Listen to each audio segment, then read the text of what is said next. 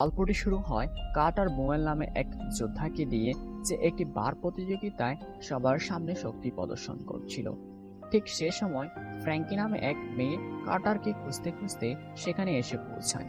বারটেন্ডারকে জিজ্ঞাসা করলে সে কার্টারের দিকে আঙ্গুল তুলে বলে, আর ফ্র্যাঙ্কিও প্রার্থনা করলো যে সে চায় সেও সেই লোক হোক যাকে সে খুঁজছিল। একই সময়ে আমরা বাইরে একজন রহস্যময় লোককে দেখতে পাই, যে তার গাড়িতে বিশ্রাম নিচ্ছিল। এখানে কার্টার একের পর এক প্রতিপক্ষকে হারিয়ে দিচ্ছিল, কিন্তু হঠাৎ করেই সে রহস্যময় লোকটি রিংয়ে এলো, আর জানা গেল তার নাম এলভন ডাল্টন, আর সে একজন সুপরিচিত ইউএফসি ফাইটার। কার্টার তাকে দেখে দীর্ঘশ্বাস ফেললেন, কারণ তিনি জানলেন যে ডাল্টনের সাথে ঝামেলা করা মানে মৃত্যুর মুখে ঢেলে দেওয়ার মতো।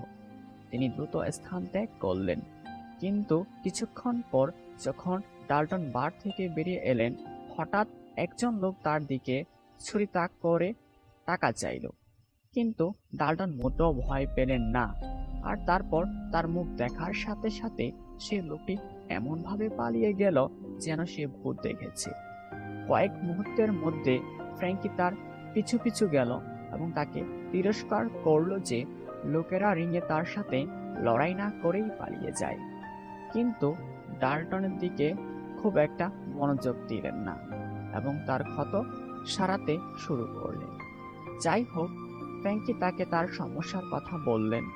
আসলে তার রোড হাউস বারে মারামারি ও হাতাহাতি হতো, আর তার বাউন্সাররা তাকে থামাতে পারছিল না।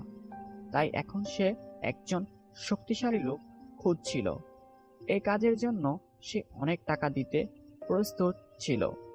ডাল্টন তাকে কার্টারের সাথে কথা বলার পরামর্শ দিলেন, কিন্তু ফ্র্যাঙ্কি চেয়েছিলেন ডাল্টন তার প্রস্তাবটি নিয়ে ভাবুক। তাই যাওয়ার আগে সে ডাল্টনকে তার ফোন নাম্বার দিয়ে দিল। পরে ডাল্টন একটি পেট্রোল পাম্পে গাড়িতে ঘুমাচ্ছিলেন, তাই একজন পুলিশ তাকে ডেকে তুলে যেতে বললেন। কিন্তু সে যাওয়ার সাথে সাথে তার মনে কি এলো ঈশ্বরই ভালো জানেন, আর সে তার গাড়ি সোজা ট্রেনের লাইনের মাঝখানে নিয়ে গেল। ট্রেনটি তার দিকে দ্রুত এগিয়ে আসছিল, আর এক পর্যায়ে সে তার মন পরিবর্তন করলো, আর সে গাড়িটা সরানোর চেষ্টা করলো, কিন্তু ততক্ষণে অনেক দেরি হয়ে গেছে। শেষ পর্যায়ে ট্রেনটি তার গাড়ির পেছনের অংশ ভেঙে ফেললেন। এই ঘটনার পর ডাল্টন ফ্র্যাঙ্কির প্রস্তাবের কথা ভাবলেন। পরের দিন তিনি ফ্লোরিডা পৌঁছালেন, যেখানে তিনি ফ্র্যাঙ্কির বোট হাউস দেখতে পেলেন। আর ভেতরে যাওয়ার পর লরা নামের এক বারটেন্ডারের সাথে তার দেখা হয়। তারপর বিলি নামের একটা ছেলেও তাকে দেখে খুব খুশি হয়, কারণ সে ডাল্টন সম্পর্কে আগে থেকেই জানতো। এবার ডাল্টন সেখানকার পরিবেশে নিজেকে মানিয়ে নিল, আর লরার সামনে সে জায়গাটির সৌন্দর্যের প্রশংসা করল। কিন্তু সন্ধ্যা নামার সাথে সাথে সেখানকার শান্ত পরিবেশ শীঘ্রই পাগলখানাতে পরিণত হলো। সেখানে মানুষ সবকিছু ভুলে হাত পায়ে ভর দিয়ে নেমে পড়ে, আর আরেকজন বার সদস্যও ঝগড়ায় ঝাঁপিয়ে পড়ে। এখানে বিলি বিষয়টি সামলানোর জন্য অনেক চেষ্টা করছিল, কিন্তু ডাল্টন খুব শান্তভাবে সবকিছু দেখছিল। ঠিক সে সময় ডেল এবং তার গুন্ডারা সেখানে পৌঁছে যায়, যার কারণে অনেক গ্রাহক ভয়ে পালিয়ে যায়। যখন বিলিও সবাইকে শান্ত করতে ব্যর্থ হলো, তখন ডাল্টন বিষয়টি নিজের হাতে নিল বললেন, কিন্তু ডেল তার দিকে মনোযোগ দিল না। তারপর ডাল্টন কিছু না বলে সোজা তার বাইকের কাছে চলে গেল। এখানে ডেল এবং তার গুন্ডারা ভয় পেয়ে তার পিছনে চলে গেল। ডেল ডাল্টনকে একটি প্রতিযোগিতার জন্য চ্যালেঞ্জ জানালো, তাই ডাল্টন তাকে শান্তি থেকে বেরিয়ে যাওয়ার সুযোগ দিল, কিন্তু ডেল অনড় ছিল, যার কারণে ডাল্টনও রেগে যান এবং তিনি ডেল এবং তার গুন্ডাদের উপর আক্রমণ করেন। ডাল্টন আবারও তাকে চুপচাপ চলে যেতে বললেন, কিন্তু ডেল রাজি হলো না, যা ডাল্টনকে আরও রাগিয়ে দিল। কিছুক্ষণের মধ্যে সে সবার হাড় ভেঙে দিল এবং শেষ পর্যন্ত সে ফ্র্যাঙ্কির গাড়ি নিয়ে তাদের হাসপাতালে নিয়ে গেল। হাসপাতালে থেকে বের হওয়ার সাথে সাথেই এলি নামে একজন ডাক্তার তার সামনে এসে দাঁড়ালেন। তাকে খুব রাগান্বিত দেখাচ্ছিল। প্রতিদিনের এই গুন্ডামি দেখে সে বিরক্ত হয়ে গিয়েছিল। এ কারণেই সে পুলিশকে জানানোর সিদ্ধান্ত নিল। এই কথা শোনায় ডাল্টন একটু হাসতে শুরু করলো, কারণ পুলিশ যদি সত্যি কিছু করতে চাইতো তাহলে এসব ঘটতো না। এ কথা শুনে এলির রাগ শান্ত হয়ে গেল, আর সে ডাল্টনের ক্ষতস্থানে ব্যান্ডেজ করে দিল। যাই হোক, ডাল্টন যখন রোড হাউসে ফিরে এলো, ফ্র্যাঙ্কি তাকে তার কষ্ট অর্জিত টাকা দিয়ে দিল। পরে যখন ডাল্টন ঘুমাচ্ছিলেন, তখন তিনি তার পুরনো ইউএফসি লড়াইয়ের স্বপ্ন দেখছিলেন। এই নতুন শহরে সময়ের সাথে সাথে তিনি চার্লি নামে একটি মেয়ের সাথে বন্ধুত্ব করেন, যে তার বইয়ের দোকান চালাতো। আসলে চার্লির মা মারা গিয়েছিলেন, আর এখন চার্লি তার বইয়ের দোকান চালাচ্ছিল এবং তার স্বপ্ন পূরণ করছিল। অন্যদিকে তার বাবা দুটি চাকরি করে জীবিকা নির্বাহ করতেন। অন্যদিকে আমরা বয় এবং জন নামে দুইটি বাইকারকে দেখতে পাই, যারা তাদের বস বেনের সাথে তারা জাহাজে কোথাও যাচ্ছিল। যখন বেন খবর পেল যে টেল এবং তার গুন্ডারা পিঁপড়ার মতো একজন নতুন বাউন্সার দ্বারা পিষ্ট হয়েছে, তারপর সে রেগে গেল। এখন সে রাস্তার ঘরটাকে সম্পূর্ণভাবে ধ্বংস করার সিদ্ধান্ত নিয়েছে। সেখানে রাস্তার ঘরে আবারও কিছু ছেলে সমস্যা করতে শুরু করলো ব্যাপারটা সামলাতে। ডাল্টন তাকে বলল একজন লোকের ব্যাপারে সাবধান থাকতে, যে তার সাথে ছুরি এনেছে। তারপর ডাল্টনের নির্দেশ অনুযায়ী বিলি সে গুন্ডাদের সাথে লড়াই করে, আর যখন প্রয়োজন হয় ডাল্টন হস্তক্ষেপ করে তার জীবন বাঁচায়। ডাল্টনের কোচিংয়ের কারণে বিলি ধীরে ধীরে শক্তিশালী হয়ে উঠছিল। এটা দেখে লরা খুব খুশি হলো। পরে আমরা দেখতে পাই যে ডাল্টন রিফ নামের একটি ছেলের সাথে কথা বলছিল। তারপর দেখা গেল যে সে একজন বক্সার। তারপর ডাল্টন তাকে বিলিকে সামর্থ্য করার জন্য ডেকে পাঠালো, আর তারপর রাতে বিলি আর রিফ একসাথে রোড হাউসে আসা গুন্ডাদের মোকাবেলা করার দায়িত্ব নেয়। কিন্তু শীঘ্রই জিম নামের একটি ছেলে লরাকে বিনামূল্যে মদের জন্য বিরক্ত করতে শুরু করে, আর ঠিক সেই সময় ডাল্টন সেখানে এলো। তাকে দেখার সাথে সাথে জিম তৎক্ষণাৎ পিছু সরে গেল। ডাল্টন তাকে বার থেকে বের করে আনলো। তারপর তার চোখ পড়ে ডেল এবং তার গুন্ডাদের উপর।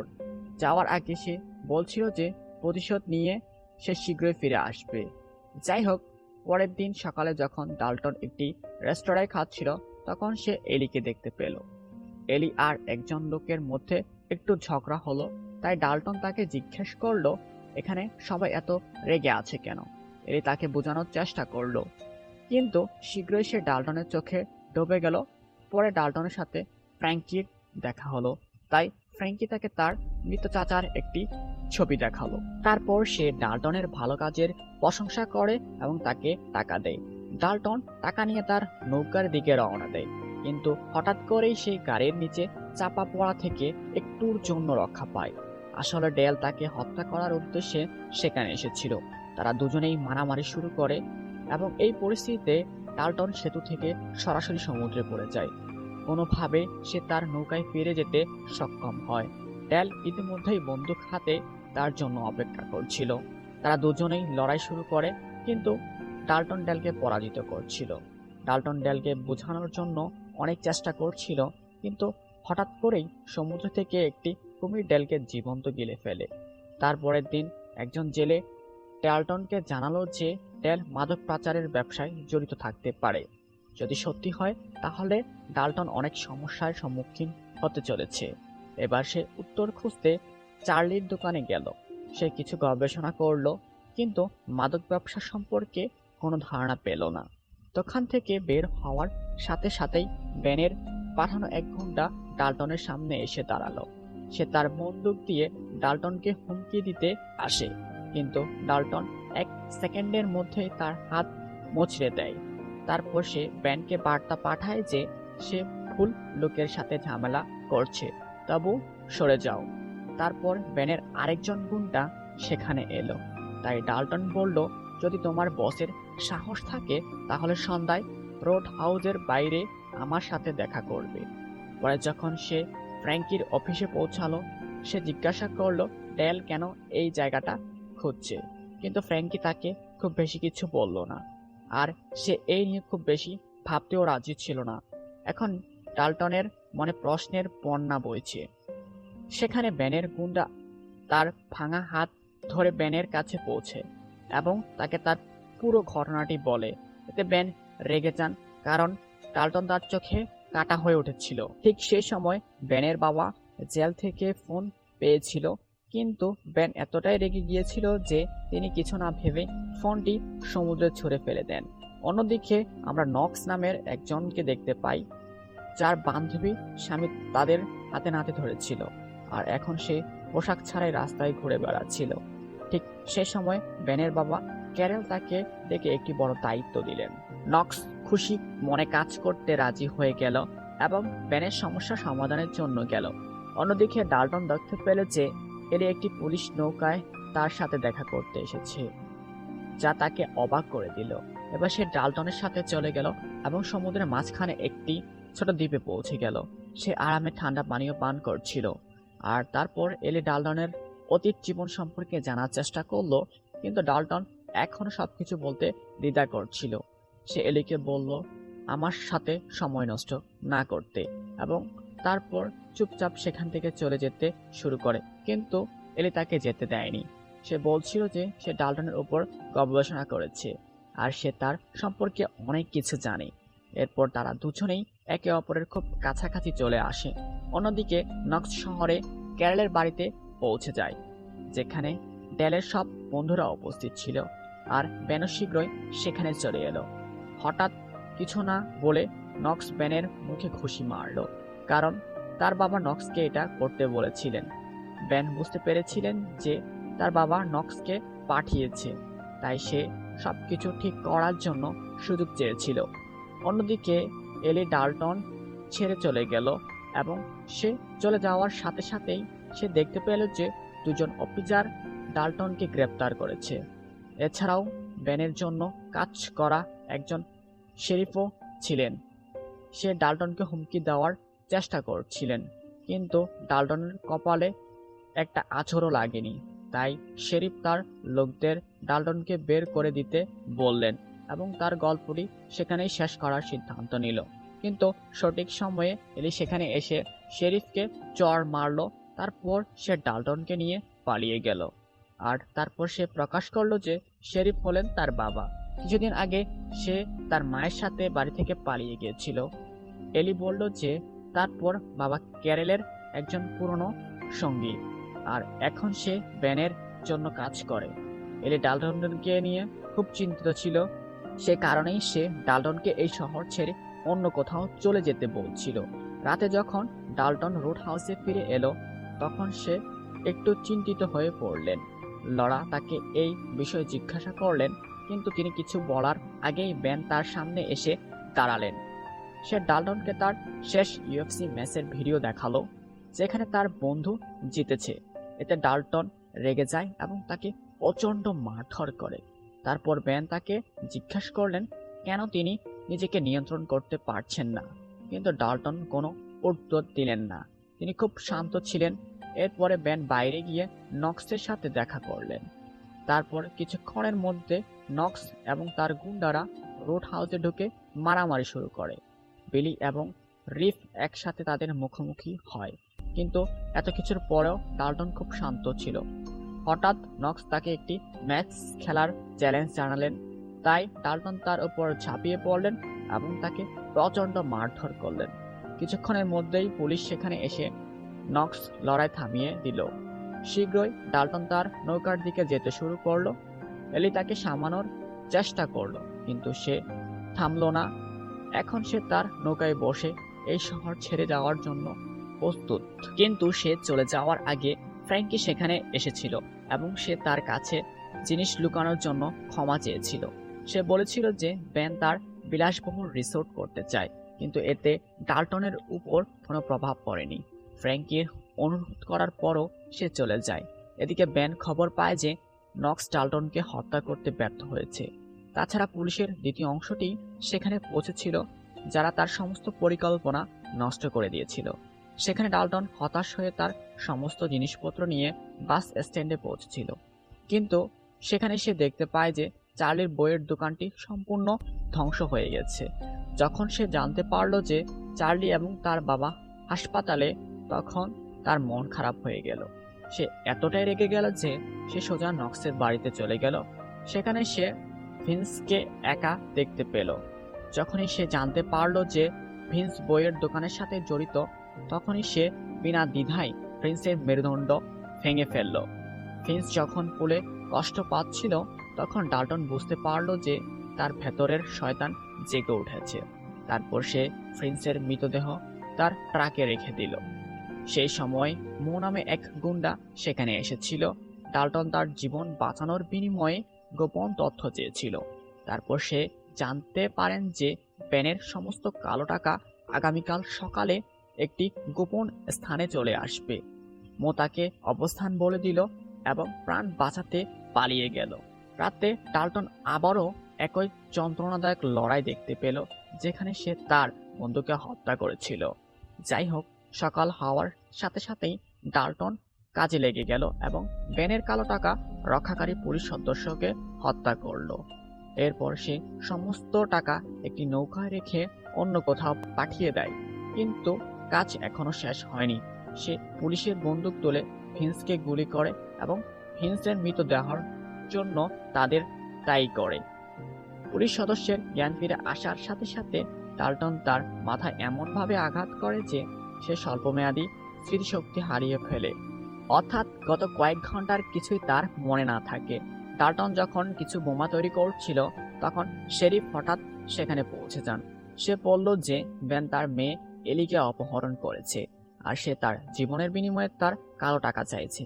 প্রথমে ডাল্টন ভান করল যে সে কোনো টাকার কথা জানে না, কিন্তু যখন সে এলির জীবন নিয়ে চিন্তিত ছিল, তখন সে সরাসরি তাকে জিজ্ঞাসা করেছিল কখন এবং কোথায় বেনের সাথে দেখা করতে হবে। শেরিফ চলে যাওয়ার পর ডাল্টন ট্যাক্সির নৌকা নিয়ে বেনের সাথে দেখা করতে রওনা দেয়। সেখানে আমরা দেখতে পাই যে নক্স যখন বাড়ি ফিরে আসে, তখন সেখানে এক অদ্ভুত নীরবতা বিরাজ করছে। যাই হোক, ডাল্টন যখন বেনের নৌকায় পৌঁছালো, তখন সে স্যামের সাথে দেখা করলো। স্যাম বলল যে বেন তাকে দেখে মোটেও খুশি হবেন না, কারণ সে টাকা ছাড়া এসেছে। ডাল্টন যখন তাকে উল্টো দিল, তখন স্যাম রাগে তাকে খুশি মারল। তখন শেরিফও সেখানে ছিল এবং তিনি ডাল্টনকে বলছিলেন যে এলি একেবারে নিরাপদ এবং তিনি ডাল্টনকে বেনের জালে আটকানোর জন্য মিথ্যা বলেছিলেন। কিন্তু তারপর বেন প্রকাশ করলেন যে তিনি আসলে এলিকে অপহরণ করেছিলেন। এতে শেরিফ খুব রেগে গেলেন। যখন বেন দেখলেন যে ডাল্টন খালি হাতে এসেছে, তখন তিনি স্যামকে ডাল্টনকে ভালোভাবে ঠিক করতে বললেন এবং এলির জীবন নেওয়ার হুমকিও দিলেন। কিন্তু একই সময় যখন নক্স নৌকার নিয়ে সেখানে পৌঁছায়, ডাল্টন সুযোগ দেখতে পাওয়ার সাথে সাথে বোমার বোতাম চিপে দেন, যা তিনি নক্সের নৌকায় রেখেছিলেন। সেখানে একটি বিশাল বিস্ফোরণ ঘটে, যা সকলকে ভীষণ ভয় পাইয়ে দেয়। কিন্তু ডাল্টন উঠে এলির খোঁজ শুরু করলো। শীঘ্রই সে এলিকে খুঁজে পেল, যেখানে সে জানালা ভেঙে পালানোর চেষ্টা করছিল। তারা দুজনেই কিছুক্ষণের মধ্যে জানালা ভেঙে সমুদ্রে ঝাঁপিয়ে পড়ল। ডাল্টন এলিকে দ্রুত নৌকায় উঠতে বললেন এবং শীঘ্রই ফিরে আসার প্রতিশ্রুতি দিলেন। কিন্তু তাদের অসুবিধা তখনও কম ছিল না। হঠাৎ নক্স তার নৌকা নিয়ে দ্রুত এগিয়ে গেলেন এবং তাকে আক্রমণ করার জন্য। কিন্তু তারপর ডাল্টন নক্সের নৌকা নিয়ে আরেকজন গুন্ডাকে আঘাত করে। সেখানে এলি অন্য নৌকায় উঠে পড়ে, কিন্তু সেখানে বেন তাকে আক্রমণ করার জন্য প্রস্তুত ছিল। সে তাকে ধরে ফেলে এবং পালিয়ে যায়। এখানে ডাল্টন নক্সের নৌকা ধরে তাকে সমুদ্রে ফেলে দেয়, কিন্তু নক্স তো হাল ছাড়েনি এবং সে দড়ি ধরে ডাল্টনের পিছু ছুটতে শুরু করে। সেই সময় বেন তার নৌকা আক্রমণ করতে এলো, তাই ডাল্টন হঠাৎ বেনের নৌকায় ঝাঁপিয়ে পড়ল। সে বেনের সাথে লড়াই করার জন্য প্রস্তুত ছিল, কিন্তু তারপর এলি বলল যে তারা শীঘ্রই রাস্তার বাড়ির সাথে ধাক্কা খাবে। তাই ডাল্টন একই সাথে নৌকা থেকে লাফিয়ে পড়ল। বেন ভবনের ছাদে গিয়ে পড়ল, আর এখানে নক্স কোনোভাবে সাঁতার কেটে সেতুতে উঠে পড়ল। সেখানে সে সুযোগ পাওয়া মাত্রই একটা গাড়ি থামিয়ে নিল। এখানে ডাল্টন বেনের মুখোমুখি হয়ে যায়, তাই বেন তাকে বর্ষা দিয়ে আঘাত করে। কিন্তু ডাল্টন এই সময় খেলার মেজাজে ছিল না। সে এতটাই রেগে গেল যে সে বেনকে নির্দয়ভাবে মারতে শুরু করলো। প্রথমে সে বেনের মেরুদণ্ড ভেঙে দিল এবং তারপর তার নাক। তবুও সে একের পর এক আক্রমণ করতে থাকলো, কিন্তু হঠাৎ নক্স সেখানে এসে তার গাড়িটি ধাক্কা মারে, আর এখন দুজনের মধ্যে মারামারি শুরু হয়ে যায়। তারা দুজনেই কম ছিল না। শীঘ্রই নক্স ডাল্টনকে পরাজিত করছিল আর তার কিডনিতে একটা লাঠি ঢুকিয়ে দিল। নক্স তার কাজ শেষ করতে যাচ্ছিল, ঠিক তখনই বেন মাঝখানে এসে তাকে তার কর্তব্য পালনে বলল। নক্স রাগে বেনকেও রেহাই দিল না এবং তারপর ডাল্টনের দিকে এগিয়ে গেল। কিন্তু তারপর ডাল্টন সাহস দেখিয়ে নক্সের শরীরে অনেক কাঠের টুকরো ঢুকিয়ে দেয়। এতে নক্স ঘটনাস্থলেই মারা যান। কিন্তু কিছুক্ষণের মধ্যেই এলিও তার বাবার সাথে সেখানে চলে আসেন। তারপর তার শেরিফ ডাল্টনকে বললেন যে তুমি এখান থেকে চলে যাও, বাকিটা আমি দেখব। কিছুক্ষণ পর ফ্র্যাঙ্কি এবং তার সঙ্গীরা নতুন করে শুরু করার অভিপ্রায়ে রোড হাউসে ফিরে এলো। একইভাবে কয়েকদিন কেটে গেল এবং এখন ডাল্টন শহর ছেড়ে যাওয়ার জন্য সিদ্ধান্ত নিয়েছে। চার্লি তাকে থামানোর চেষ্টা করছিল, কিন্তু ডাল্টন হিরো হতে আগ্রহী ছিল না। স্টিফেন কিছু বলার আগেই ডাল্টন তার বাসে করে চলে গিয়েছিল।